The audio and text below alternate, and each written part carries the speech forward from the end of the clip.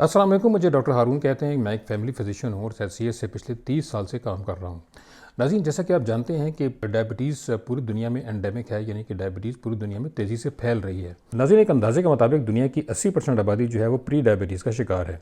अब डायबिटीज़ को कंट्रोल करने के मुख्तलिफ तरीके हैं। उनमें एक तरीका तो ये है आप मेडिसिन के ज़रिए इसको कंट्रोल करें, और दूसरा तरीका ये है कि अपने लाइफ स्टाइल से इसको कंट्रोल करें, यानी खुराक पर कंट्रोल और एक्सरसाइज। मगर ये तमाम चीज़ें डायबिटीज़ को कंट्रोल तो कर सकती हैं, मगर किसी ने ये नहीं सोचा कि डायबिटीज़ को रिवर्स भी किया जा सकता है।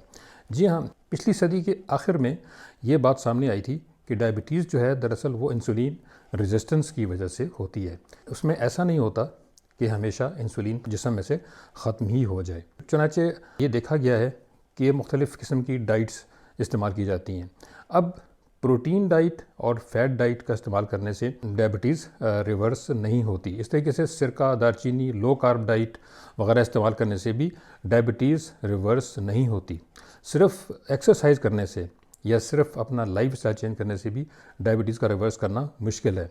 लेकिन डायबिटीज़ को रिवर्स करने का हाल ही में एक तरीका सामने आया है, और वो हैरत अंगेज़ है। आप इसको सुनकर हैरान हो जाएंगे। और वो तरीका ये है कि कार्बोहाइड्रेट के ज़रिए से ही डायबिटीज़ को कंट्रोल किया जाए, यानी आग को आग से ही ख़त्म किया जाए। बड़ी अजीब सी बात लगती है, मगर ये एक हकीकत है। और वो कौन सा कार्बोहाइड्रेट है जो कि डायबिटीज़ को रिवर्स कर सकता है? उसका नाम है फ़ाइबर। जी हाँ, फ़ाइबर की बहुत सारी किस्में हैं। सबसे पहले जो किस्म है उसका नाम है सॉल्युबल फ़ाइबर, यानी काबिल हल फ़ाइबर, यानी वो फ़ाइबर जो पानी में हल हो सकता है। इसकी बहुत सी किस्में हैं। कुछ किस्मों का नाम है पेक्टिन, इनोलिन, बीटा ग्लूकेन वगैरह। और ये कुछ ग़िज़ाओं में पाए जाते हैं, जिसमें जवी है जिनको ओट्स कहा जाता है, जौ है, सेब है, सिट्रस फ्रूट्स हैं। इसके अलावा लोबिया की मुख्तलिफ़ अक़साम है, सफ़ेद लोबिया और सुरख लोबिया, उसमें भी ये पाया जाता है। इसके अलावा अलसी है, उसके अंदर पाया जाता है। और छिलका इसबगोल, जी हाँ, ये भी सॉल्युबल फ़ाइबर ही है असल में, और इसका इस्तेमाल करने से भी हमें सॉल्युबल फ़ाइबर हासिल होता है। अब फ़ाइबर से होता क्या है? फ़ाइबर को हमारे जो बड़ी आंत हैं उसके जो बैक्टीरिया हैं जो हमारे फ्रेंडली होते हैं वो इस्तेमाल करते हैं, और वो ख़ास किस्म का फैटी एसिड बनाते हैं जिसको शॉर्ट चेन फैटी एसिड कहते हैं। शॉर्ट चेन फैटी एसिड क्या करते हैं? ये इंसुलिन रेजिस्टेंस का ख़त्मा कर देते हैं और इंसुलिन की सेंसिटिविटी को बढ़ा देते हैं और कोलेस्ट्रॉल को कम कर देते हैं। नाज़रीन, जो फ़ाइबर की दूसरी किस्म है उसका नाम है इनसॉल्युबल फ़ाइबर, जिसमें सेलुलोज और लेग्नीन आता है। फ़ाइबर की ये किस्म जो है ये गंदम के चोकर में पाई जाती है। इसके अलावा जो मुख्तलिफ़ सब्ज़ियाँ होती हैं इनके छिलके में पाई जाती है। इसके अलावा जो अनाज होता है, या इसको होल ग्रेन कहते हैं, उसमें ये पाई जाती है। इसमें शॉर्ट चेन फैटी एसिड बनाने की जो सलाहियत है वो उतनी ज़्यादा नहीं होती। अलबत्ता ये है कि ये हमारी जो गट होती है, छोटी आंत और बड़ी आंत, उसमें जो हमारी ग़िज़ा है उसकी स्पीड को तेज़ कर देती है और कॉन्स्टिपेशन या कब्ज़ को होने से रोक देती है। एक तीसरी किस्म है फ़ाइबर की, जिसको हम रेजिस्टेंट स्टार्च भी कहते हैं। ये भी फर्मेंटेबल फ़ाइबर ही होता है, यानी कि काबिल तख़मीर फ़ाइबर। यानी ये वो फ़ाइबर होता है कि जो हमारे दांत में बैक्टीरिया होते हैं वो इसको फर्मेंट कर सकते हैं। फर्मेंट कर सकते हैं मतलब यानी उसका ख़मीर बना सकते हैं, और जिसकी वजह से शॉर्ट चेन फैटी एसिड भी बनते हैं। ये short chain fatty acid insulin resistance पर असरअंदाज होते हैं, इंसुलिन रेजिस्टेंस को कम कर देते हैं और इंसुलिन सेंसिटिविटी को बढ़ा देते हैं। यूँ जिस्म में जो शुगर होती है उसके कंट्रोल में अहम किरदार ये अदा करते हैं। अब इसमें कौन कौन सी ग़िज़ाएँ शामिल हैं? इसमें फॉर एग्ज़ाम्पल आप देखेंगे, अगर आप चावल पकाएं और उनको ओवरनाइट आप फ्रिज में रख दें और 12 घंटे के बाद उनको इस्तेमाल करें, तो इसमें जो स्टार्च बनता है उसको रेजिस्टेंट स्टार्च कहते हैं। इस तरीके से आप आलू उबाल लें, उनको फ्रिज में रखें 12 घंटे के लिए और इस्तेमाल करें, मैश ना करें, इस्तेमाल करें डायरेक्ट, तो उसके अंदर भी ये स्टार्च होता है। ये वो स्टार्च होता है जो कि शुगर को बढ़ने नहीं देता। इसके अलावा सब्ज़ केले होते हैं, उनके अंदर पाया जाता है, और दालों के अंदर भी ये पाया जाता है। नाज़रीन, रेजिस्टेंट स्टार्च और सॉल्युबल फ़ाइबर का जो मरकब होता है वो सबसे ज़्यादा शॉर्ट चेन फैटी एसिड बनाता है, यानी कि ये बहुत फ़ायदेमंद है। अब जो बहुत इंपॉर्टेंट बात है वो ये है कि फ़ाइबर की कितनी मिकदार हमारी जिस्म में शॉर्ट चेन फैटी एसिड बनाने के लिए और जो शुगर को रिवर्स करने के लिए काफ़ी होगी। तो वो नाज़रीन, मर्दों में 40 ग्राम डेली रोज़ का, और औरतों में 30 ग्राम या 35 ग्राम डेली का। ये भी आप जहन में रखें कि जो शुगर की जो रिवर्सल होती है वो 3 दिन से शुरू होती है और ये 8 हफ्तों में मुकम्मल हो जाती है। तो इस लिहाज से ये बहुत ही एक अहम हथियार है जिसको इस्तेमाल करके हम अपनी शुगर को रिवर्स कर सकते हैं। नाज़रीन, प्रोग्राम में आगे बढ़ने से पहले मेरी वीडियो को आप सब्सक्राइब कर दीजिए और जो बेल आइकन है उसको भी क्लिक कर दीजिए ताकि अच्छी से अच्छी और नई से नई वीडियो अब तक पहुंचती रहें। नाज़रीन, 2013 में एक मेटा एनालिसिस किया गया था जो कि RCT स्टडीज़ पर मुश्तमिल था, और ये छपा था database of abstracts and review of facts. जी हाँ, ये इस जर्नल में छपा था, और इसके मुताबिक जो फाइबर है वो हमारी शुगर पर असरअंदाज होता है, और इसके अलावा हमारे कोलेस्ट्रॉल पर भी असरअंदाज होता है। इस स्टडी के मुताबिक हाई फाइबर इस्तेमाल करने से 3 दिन से लेके 4 हफ्ते के अंदर अंदर फास्टिंग ग्लूकोज जो है 2.5 मिलीमोल कम हो जाता है। HbA1c यानी जो 3 महीने का टेस्ट है वो 2% कम हो जाता है। LDL और TG या ट्राइग्लिसराइड या बैड कोलेस्ट्रॉल 35% कम होता है, और इंसुलिन सेंसिटिविटी 40% बढ़ जाती है। तो इस लिहाज से फ़ाइबर का इस्तेमाल बहुत फ़ायदेमंद है। तो नाज़रीन, आज का प्रोग्राम बहुत ही अहम इस हवाले से भी है कि हम आपको आज कुछ डाइट चार्ट बताएंगे, और रमज़ान के हवाले से ये डाइट चार्ट बहुत अहम है, क्योंकि अगर आप रमज़ान में ये इस्तेमाल करेंगे तो एक तो आपको भूख नहीं लगेगी, लेकिन आपके जिस्म में जितनी भी मुख्तलिफ मिनरल्स और विटामिन हैं वो भी पूरे होंगे, आपका वज़न भी कम होगा, क्योंकि ये high fibre high protein diets हैं और लो कार्ब डाइट्स हैं। इसलिए इस वीडियो को पूरा देखिएगा। अब नाज़रीन, जो गौर करने की बात है वो ये है कि जो शॉर्ट चेन फैटी एसिड है वो करते क्या हैं। तो बहुत मुख्तसरन और बड़ा सिंपल तरीके से मैं आपको बता सकता हूँ कि जो शॉर्ट चेन फैटी एसिड है वो 3 तरह के होते हैं। एक का नाम ब्यूटारेट है, दूसरे का नाम प्रोपियोनेट है, तीसरे का नाम एसीटेट है। ये तीनों शॉर्ट चेन फैटी एसिड जो हैं ये जिस्म में मौजूद जो इन्फ्लेमेशन या सूजन होती है उसे कम कर देते हैं। हमारे जिस्म में मौजूद जो बैक्टीरिया होते हैं उनके जो जहरीले असरात होते हैं उन्हें ख़त्म कर देते हैं, और चूँकि सूजन को कम करते हैं तो जो इंसुलिन रेजिस्टेंस है वो कम हो जाती है, इंसुलिन की सेंसिटिविटी बढ़ जाती है, इसलिए शुगर जो है वो कंट्रोल में आ जाती है। इसके अलावा हमारे जिस्म में मौजूद एक मेटाबॉलिक मशीन होती है जो कि 3 चीज़ों पर मुश्तमिल होती है। एक एंजाइम होता है और 2 हार्मोन्स होते हैं। जो एंजाइम होता है उसको AMP काइनेज कहते हैं, जो कि हमारे माइटोकॉन्ड्रिया में होता है। यहाँ पे हमारा जो ग्लूकोज है वो ज़्यादा इस्तेमाल होता है, अच्छे से इस्तेमाल होता है। इसके साथ साथ जो फ़ैट और फालतू चर्बी होती है उसकी ऑक्सीडेशन होती है, वो भी अच्छे तरीके से इस्तेमाल होता है और एनर्जी में कन्वर्ट होता है।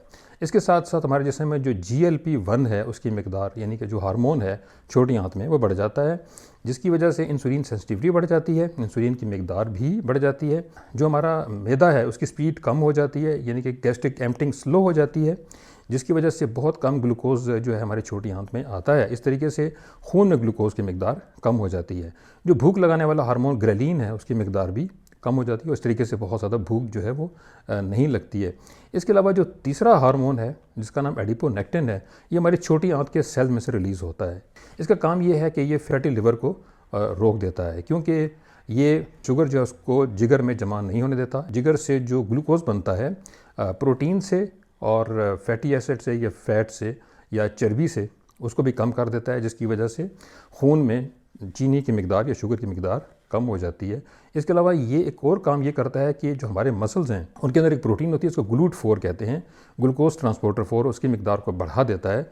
इसकी वजह से हमारे जो मसल्स हैं हमारे शुगर को अच्छे तरीके से इस्तेमाल कर पाते हैं, और यूँ जिस्म में शुगर की मकदार जो है वो कम हो जाती है। लिवर जो ग्लूकोज छोड़ता है हमारे ब्लड में, खून में, उसकी मकदार को भी ये कम कर देते हैं। इस लिहाज से ये मेटाबॉलिक मशीन जो है ये कंट्रोल में आ जाती है in short chain fatty acid की वजह से। इससे आप समझ सकते हैं कि फ़ाइबर का इस्तेमाल कितना अहम है।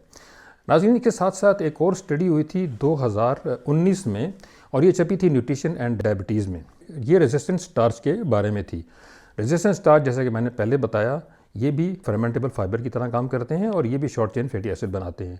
इस स्टडी के मुताबिक 3 दिन से लेके 4 हफ्ते के अंदर अंदर अगर आप रेजिस्टेंट स्टार्च इस्तेमाल करेंगे तो आपकी फास्टिंग शुगर जो है वो 2.5 मिलीमोल कम हो जाएगी। HbA1c 3 महीने का टेस्ट 3% कम हो जाएगा। LDL और बैड जो कोलेस्ट्रॉल है वो 33% कम होगा, और इंसुलिन की सेंसिटिविटी जो है वो 30 से 35% बढ़ जाएगी। नाज़रीन, प्रोग्राम के आखिरी हिस्से में मैं कुछ डाइट चार्ट्स आपको दूंगा जो रमज़ान के हवाले से आपके लिए बहुत फ़ायदेमंद होंगे। रमज़ान से हट के भी बहुत सारे फ़ायदे हैं। ये आपके वज़न को कम करने के लिए बहुत अच्छे हैं। इसके अलावा ये आपकी शुगर को रिवर्स करने में 100% सक्सेसफुल हैं। ये 3 दिन से लेके 2 महीने के अंदर अंदर आपकी शुगर को रिवर्स कर देंगे। लेकिन इसके लिए कुछ और भी शराइत हैं, और वो ये है कि अब इस दौरान आप हाई कैलोरी डाइट नहीं लेंगे। आप देख लीजिएगा जिसमें हाई कैलोरी ज़्यादा हो उस खुराक की मकदार को आपने कम रखना है। प्रोटीन का जो इनटेक है वो आप ज़्यादा रखेंगे, वैसे वो इस डाइट में भी शामिल है। इसके साथ आपको एक्सरसाइज भी करनी होगी। एक्सरसाइज दो तरह की होती है, एक तो वॉक होती है और साथ साथ कुछ आप वेट लिफ्टिंग हल्की फुल्की करते हैं, डंबल वगैरह उठाते हैं, वो भी आपको करनी पड़ेगी। इसके अलावा प्रॉपर नींद जो है 7 से 8 घंटे वो बहुत ज़रूरी होगी। और रिफाइंड कार्ब्स और जंक फूड का इस्तेमाल आप बिल्कुल नहीं करेंगे और कोशिश करेंगे कि आपका वज़न 10 से 15% 2 से 3 महीने के अंदर अंदर कम हो जाए। ये अगर आप काम करेंगे तो इंशाल्लाह आपकी शुगर जो है बहुत जल्दी रिवर्स हो जाएगी। नाज़रीन, सबसे पहले मैं आपको डाइट चार्ट बताऊंगा। ये डाइट चार्ट जो डिस्क्रिप्शन में मैंने दे दिया, अब इसको डाउनलोड करके भी आप इस्तेमाल कर सकते हैं। तो नाज़रीन, जो डाइट चार्ट मैं आपको बताने जा रहा हूँ उसमें ब्रेकफास्ट यानी नाश्ता शामिल है, उसके अलावा लंच यानी कि दोपहर का खाना, और इसके अलावा डिनर जो रात का खाना है वो भी शामिल है। तो सुबह जो है आप एक बाउल दही का लेंगे या ग्रीक योगर्ट जो भी आपको मिले वो आप ले सकते हैं। इसके अलावा आप एक स्मूदी या एक ड्रिंक तैयार करेंगे। इस ड्रिंक में फ्लैक्स सीड यानी अलसी 1 चम्मच, उसके साथ जो सनफ्लावर के बीज होते हैं वो भी 1 चम्मच, चिया सीड 1 से 2 चम्मच, बादाम 5 से 10 दाने, अखरोट के 2 से 3 दाने, और चीनी के बजाय इसमें स्टीविया डालेंगे। आप इसको दूध में भी बना सकते हैं और सादा पानी में भी बना सकते हैं। नाज़रीन, इसका फ़ायदा क्या है? इसका फ़ायदा ये है कि ये एक हाई प्रोटीन किस्म का ड्रिंक है। इससे आपको भूख भी नहीं लगेगी और आपके जिस्म में जो वेयर एंड टेयर है उसको भी ये ठीक कर देगी, यानी आपके जिस्म में जो टूट फूट होती है उसका जो रिपेयर है, ये डैमेज है, उसको ये ख़त्म कर देती है। इसके अलावा इसके अंदर बहुत सारी एनर्जी भी होती है, लेकिन ये बहुत ज़्यादा कैलोरी डेंस नहीं है। तो ये आप बना के पिएंगे और इसके साथ आप एक सेब या एक अमरूद भी खा सकते हैं। तो यूँ आपका नाश्ता मुकम्मल हो गया। उसके बाद हम आते हैं लंच की तरफ। तो लंच में आप मल्टीग्रेन रोटी जो है वो खा सकते हैं। अब मल्टीग्रेन रोटी कैसे बनेगी, उसके लिए मल्टीग्रेन आटा चाहिए। तो मल्टीग्रेन आटा बनाने का तरीका 1 किलो का मैं आपको बता देता हूँ, बाकी आप जितना मर्ज़ी आटा तैयार कर सकते हैं। इसमें 500 ग्राम जो है वो जौ है, 200 ग्राम इसमें बाजरा है, 100 ग्राम इसमें गंदम है, 50 ग्राम अलसी है, 50 ग्राम कलौंजी है और 100 ग्राम इसमें बेसन का आटा है। तो इस तरीके से ये आटा जो आप बनाएंगे, इससे आप रोटी बना के खाएंगे और वो आप किसी सालन के साथ भी खा सकते हैं, जिसमें टिंडा है, जिसमें करेला है, जिसके अंदर तुरई है। इस किस्म की जितनी भी सब्ज़ियाँ उनके साथ इस्तेमाल कर सकते हैं। इसके साथ साथ आप सलाद खाएंगे, जिसमें खीरा है, मूली है, सलाद के पत्ते हैं, जो शिमला मिर्च होती है वो हैं, प्याज और लेमन, इन तमाम चीज़ों को मिला के आप सलाद खाएंगे। सलाद भी फाइबर होता है, इस तरीके से आपकी जो शुगर है वो मज़ीद कम हो जाएगी। नाज़रीन, अब हम आते हैं डिनर की तरफ। डिनर में आप चिकन टिक्का ले सकते हैं या कोई और दूसरा गोश्त भी ले सकते हैं, जिसमें आप फ़िश भी ले सकते हैं। फ़िश की जितनी किस्में हैं वो ले सकते हैं, लेकिन फ़िश को आपने तलना नहीं है। इसको आपने या तो एयर फ्राई करना है और या इसको आपने बारबेक्यू करके इस्तेमाल करना है। इसके साथ आप मुख्तलिफ़ सब्ज़ियाँ ले सकते हैं, जैसे सरसों का साग है या पालक का साग है या तुरई है, टिंडा है, भिंडी है। इन तमाम में से कोई सब्ज़ी आप इनमें से ले सकते हैं। और इसके साथ आप रोटी जो है मल्टीग्रेन आटे की वो भी खा सकते हैं। और इसके साथ आखिर में सोने से पहले छिलकास बगोल का एक गिलास जो है वो आपको पीना पड़ेगा। यूँ आपका पेट भरा रहेगा और आपकी जो एनर्जी है वो भी कम नहीं होगी। नाज़रीन, इसके अलावा ये भी बड़ी ज़रूरी बात है कि आपने जो ऑयल इस्तेमाल करने हैं उसमें आपने सीड ऑयल्स बिल्कुल भी इस्तेमाल नहीं करने, जिसमें सोयाबीन ऑयल है, जिसमें कॉर्न ऑयल है, कैनोला ऑयल और सनफ्लावर ऑयल है। इनमें से कोई भी ऑयल आप इस्तेमाल नहीं करेंगे, क्योंकि इसमें एरेकिडोनिक एसिड होता है और इसकी वजह से जिस्म में सूजन ज़्यादा हो जाएगी और आपका जो अक्सर मकसद है शुगर रिवर्सल का वो पूरा नहीं होगा। इसके अलावा प्रोसेस्ड मीट है या जो भी प्रोसेस्ड ग़िज़ाएँ हैं उनका इस्तेमाल आपने नहीं करना और डीप फ्राई चीज़ें आपने बिल्कुल इस्तेमाल नहीं करनी, क्योंकि इनमें ट्रांस फैट्स होते हैं जो कि आपकी रगों के लिए नुकसानदेह हैं। उसमें रगों में प्लग बन सकता है और आपके दिल को और आपके दिमाग को ख़तरा हरदम रहता है। अजी, एक दूसरा डाइट चार्ट भी मैं आपको बताने जा रहा हूँ जो कि हाई फाइबर, हाई प्रोटीन और लो कार्ब है। ये भी बड़ा ही फ़ायदेमंद है और ये वो लोग जो कि एक्सरसाइज वगैरह करते हैं उनके लिए खुसूसन फ़ायदेमंद है और इससे शुगर को रिवर्स करने में बहुत ज़्यादा मदद मिल सकती है। इसमें नाश्ते में आप दही का एक बोल ले सकते हैं, जिसमें आप ग्रीक योगर्ट भी ले सकते हैं। इसके साथ आप जो ड्रिंक मैंने ऊपर बताया है वही ड्रिंक यहाँ बना के भी आप पिएंगे। उसके अलावा आप 2 अंडे या 3 अंडे उबाल के भी खा सकते हैं। नाज़रीन, लंच में सलाद बनानी है, जिस तरह की सलाद आपको पसंद हो या जो सलाद मैंने ऊपर मेंशन की है उसी तरह की सलाद आप यहाँ पे इस्तेमाल कर सकते हैं। इसमें सिर्फ एक एडिशन ये है कि आपने ऑलिव ऑयल भी आप इसमें डाल सकते हैं। इसके साथ आप एक चाट बना सकते हैं जिसमें काले चने और लोबिया शामिल हैं और उसमें आप मुख्तलिफ़ किस्म की जो मसाले हैं हल्के फुल्के वो डाल के तो चाट बना के अच्छी सी वो आप इस्तेमाल कर सकते हैं और साथ मुर्गी की यखनी भी पी सकते हैं। नाज़रीन, इसके साथ आप एक मुर्गी का पीस जो है वो ले सकते हैं या अगर आप चाहें तो बीफ का पीस ले सकते हैं या बीफ का स्टेक ले सकते हैं, वो भी इसमें इस्तेमाल हो सकता है। डिनर में आप मल्टीग्रेन आटा जो है उसकी एक रोटी ले सकते हैं, जो कि साग, मुख्तलिफ साग होते हैं, सरसों का साग है या पालक का साग, उसको इस्तेमाल कर सकते हैं। मगर आपने ये देखना है कि आपके गुर्दों का तो कोई मसला नहीं है। अगर आपके गुर्दों का कोई प्रॉब्लम है तो फिर आप इन दोनों साग इस्तेमाल ना करें। इसके अलावा मुख्तलिफ़ किस्म की सब्ज़ियाँ हैं, जिसमें भिंडी है, करेला है, कद्दू है, टिंडा है और तुरई है, उनका इस्तेमाल आप कर सकते हैं। और सोने से पहले आपने वही छिलका इसबगोल जो है उसका एक गिलास पीना है। ये जो मैंने 2 मुख्तलिफ़ किस्म के आपको डाइट चार्ट बताए हैं, इनको आप हफ़्ते में चेंज करके आगे पीछे करके इस्तेमाल कर सकते हैं। इसके अलावा इसमें आप इजाफ़ा कर सकते हैं पनीर का और अचार का, यानी जो सिरके का अचार होता है वो उसका इस्तेमाल करेंगे। उसका इस्तेमाल करने से चूँकि उसके अंदर फर्मेंटेशन होती है तो उससे शॉर्ट चेन फैटी एसिड बहुत बड़ी मिकदार में बनते हैं।